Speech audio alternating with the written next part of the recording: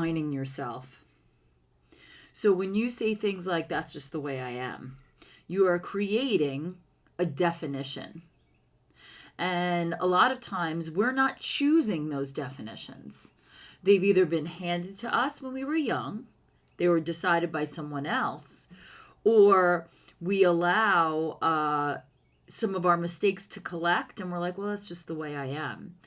But I'm going to challenge you and tell you that's the way you're choosing to be. Now, we default to these stories. I still default to my stories, but I know that I'm defaulting to my story. I'm like, I can catch it like that.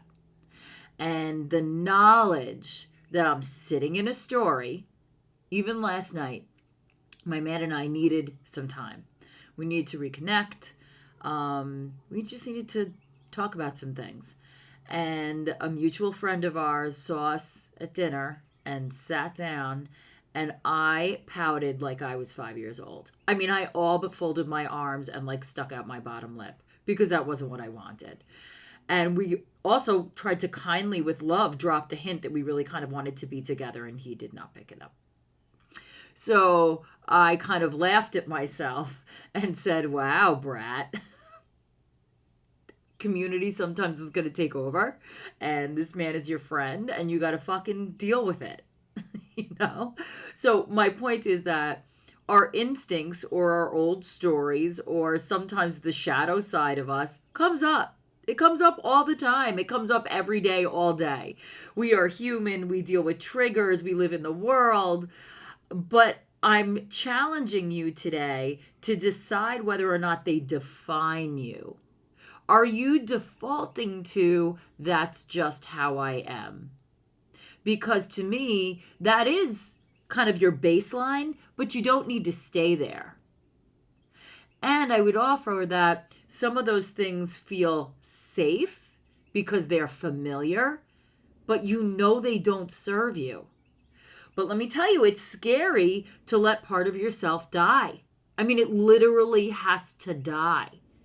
And it doesn't just have to die. You have to murder it. It has to die by your hand.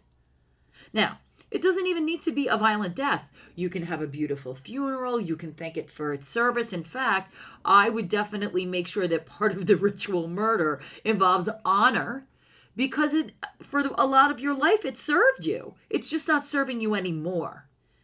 And you know how I feel about suppression. You suppress it, it's going to pop up. So I'm not suggesting deny. I'm not suggesting, but I'm telling you that you can put down parts of yourself that you thought were just you. Did you know that they're just stories that you tell yourself? They're just your current story. And you can neurally rewire yourself to a new story. And the beautiful part is your brain doesn't know the difference that the new story isn't real in the world. That's how you manifest things. You make them real by living as if they are real. And then your brain brings them about because you've already shifted your brain to that place where you're living. And then it makes all the different changes that you need to get to that place and make it real. So how do you want to define yourself? If you choose to define yourself by your old stories and you're making a conscious decision, this is how I am, this is how I'm remaining, I have no problem with that because you're making a conscious decision. But if you're slipping into patterns, and we all live in pattern, without thought and without consciousness, that's very different. That's living by default. And I'll tell you, if you live by default nowadays, you are going to be shunted along a very particular path because we are most certainly being herded.